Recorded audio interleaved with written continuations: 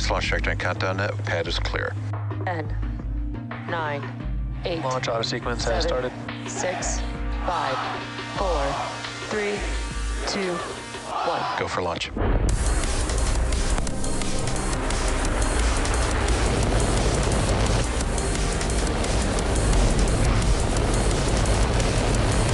Vehicle is supersonic. Stage separation confirmed. Dragon, separation confirmed.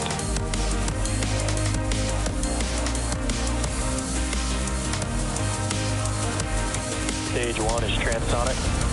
Landing legs have deployed.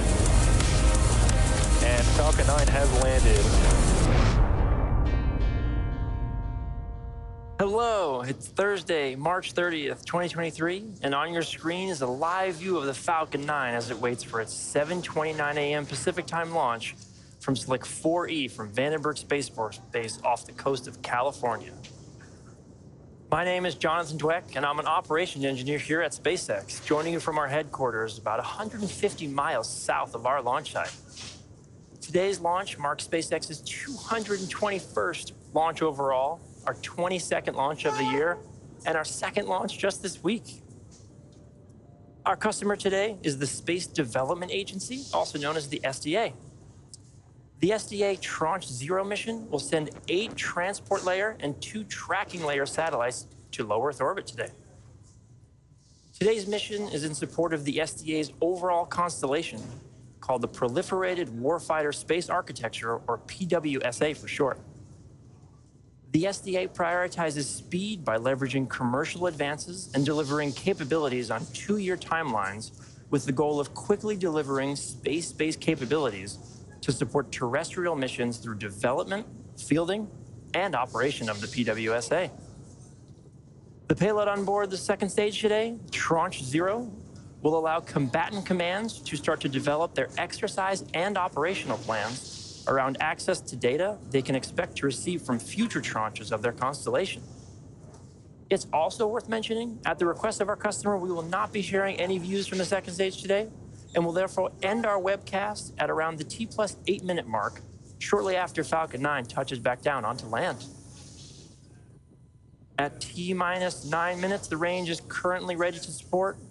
Weather is currently at a 40% chance of violation, but we are proceeding with an on-time liftoff today at 7:29 a.m. Pacific. And finally, the vehicle and payload are in good health. Let's now turn our attention to a brief explanation of orbital mechanics.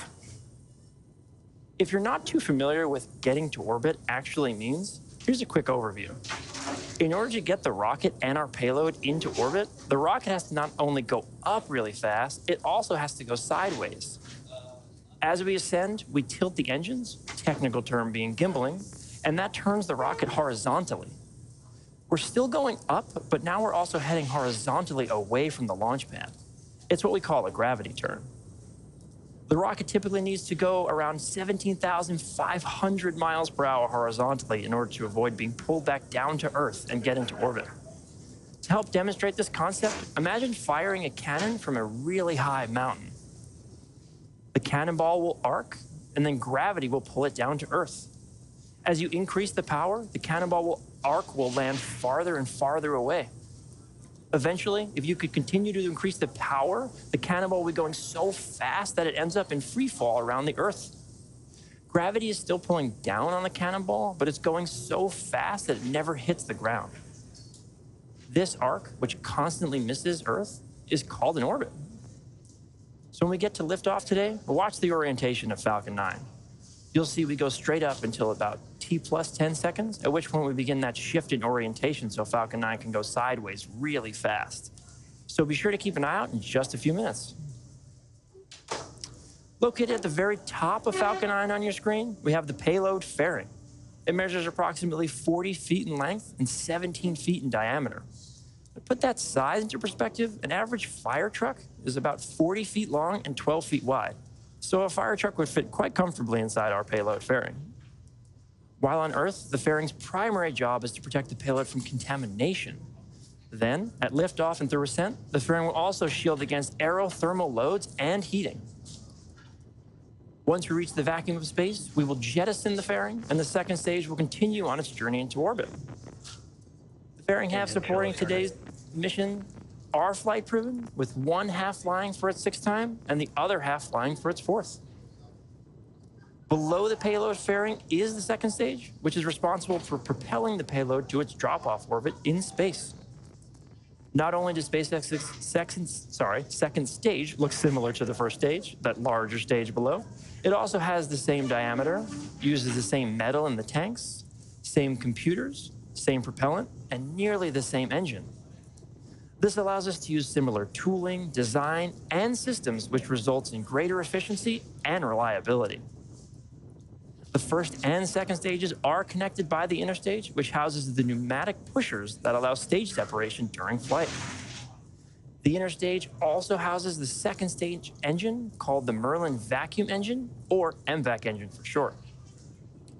And as a reminder, for today's launch, we will not be sharing any views from the 2nd stage at the request of our customer, and we'll be ending our webcast at around the T+8 minute mark, shortly after Falcon 9 makes its way back down onto land. Making our way down the rocket, the bottom 2/3 of the vehicle is the 1st stage and is the primary part of the rocket that gets reused multiple times. On the bottom of the 1st stage are 9 Merlin M1D engines that accelerate the vehicle through Earth's atmosphere and that enable landing back on Earth following stage separation. The 1st stage supporting today's mission is flying for the 2nd time today, having previously supported a past Starlink mission. And today we'll attempt to recover the 1st stage back on land at landing zone 4, which you're seeing on your screen now. If successful, this would mark our 183rd overall successful recovery of an orbital class rocket, including both Falcon 9 and Falcon Heavy 1st stage landings. So far, we're at T-5 minutes and counting, and all systems are go for an on-time liftoff. Falcon 9 tanks are pressurizing for strong back retract. The range is currently ready to support. The weather is still a 40% chance of violation, but we're still proceeding with an on-time liftoff today. And the vehicle and payload continue to be healthy. If for some reason we're unable to launch today, we do have a backup opportunity tomorrow at the same time. Next up, the truss structure next to the vehicle, known as the transporter erector, or TE, will start to retract. The transporter erector is that truss structure next to the rocket that is used to roll out and to route propellants and electrical power to the vehicle in preparation for launch. In preparation for retraction, as the TE clam's arms will open, as you're seeing on your screen now, and the transporter erector will then begin to pull away from the rocket slightly. Then, at T0, hydraulics pull the transporter erector even further away from Falcon 9 as it lifts off. And as you can see, the TE has started to retract away from the vehicle.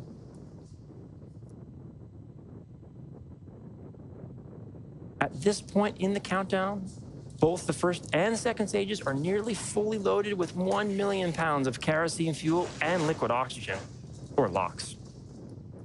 Those white clouds that you're seeing around the outside of the vehicle are completely normal. During propellant loading, we vent cold gas that forms above the LOX tank surface, and what you're seeing is a result of that cold gas coming in contact with the warmer California air and condensing. Both 1st stage and 2nd stage should finish loading propellant at about a minute apart from one another. 1st stage finishing up at T-3 minutes, and 2nd stage at around T-2 minutes. Then at T-60 seconds, Falcon 9 will be in start. Stage 1 LOX load is complete. Heard that call out for LOX load complete on our 1st stage. Yeah, stage 1 POGO. This means the rocket's autonomous internal flight computers have taken over the launch countdown. Once we approach T-60 seconds, just inside of 2 seconds, we light the Merlin 1D engines and we're set for liftoff. The SDA Tranche 0 payload continues to be healthy, and the Falcon 9 team is currently tracking no issues on the rocket. So let's listen in to the terminal count.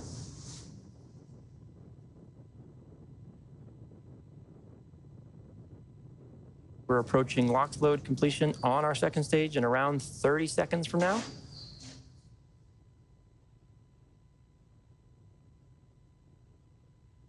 Beautiful day up in Vandenberg. If you're in the area, definitely check the skies as Falcon 9 makes its way. Should be some great views.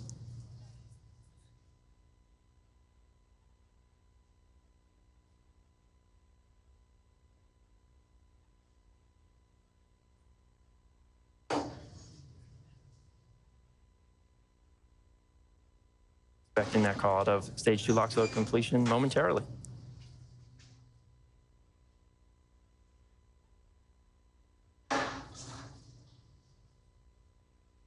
Stage 2 LOX load is complete. And there you heard it. LOX load is now complete on our second stage. As a reminder, those white clouds that you see venting from our TE, that's completely normal. Next up, we're approaching startup. That'll occur in around 30 seconds from now.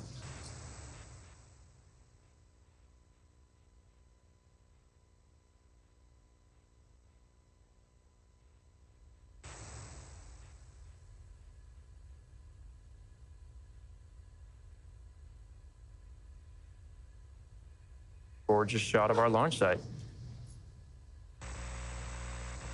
Falcon 9 is in startup. There you heard that call out. Falcon 9's onboard flight computers have taken control of the launch countdown. Now we're just waiting to hear from our launch director.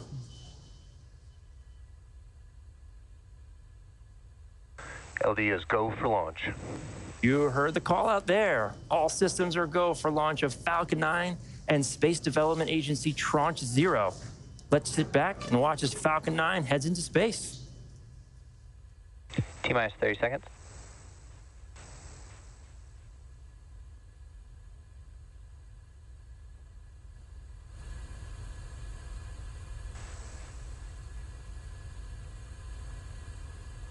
Fifteen seconds. T-minus 10, 9, 8, 7, 6, 5, 4, 3, 2, abort.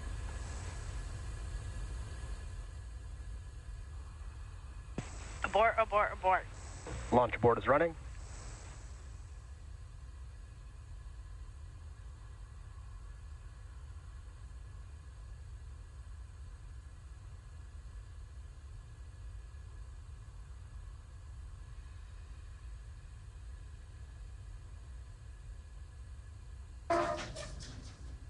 Yeah. I good to go. If you've been following along, you know we had an abort during the launch countdown at around the T-minus 3 second mark. Prior to that countdown, countdown was proceeding nominally. Now please stand by while we check in with the teams to see if we can get more information.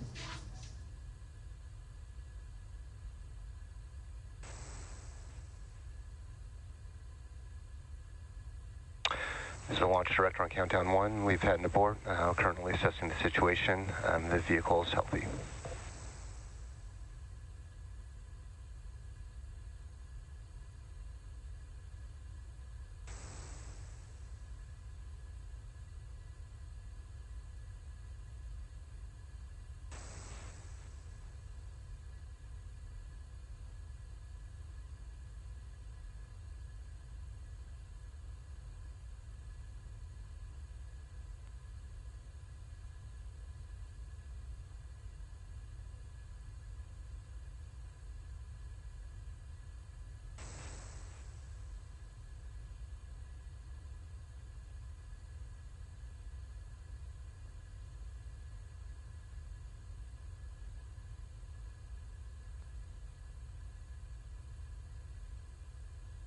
If you've been following along, you know we had an abort during the countdown at the T-minus 3 second mark.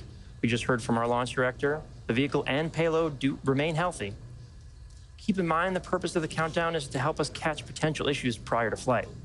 There are 1,000 ways a launch can go wrong, and only one way it can go right. Given that, we are overly cautious on the ground, and if the team or the vehicle sees anything that just looks even slightly off, they'll stop the countdown. Again, the vehicle and the payload are in good health. This will end our launch attempt for today. The next launch opportunity is tomorrow at the same time, 7:29 a.m. Pacific. Hopefully you'll join us. Thanks for joining us today, and we'll see you next time.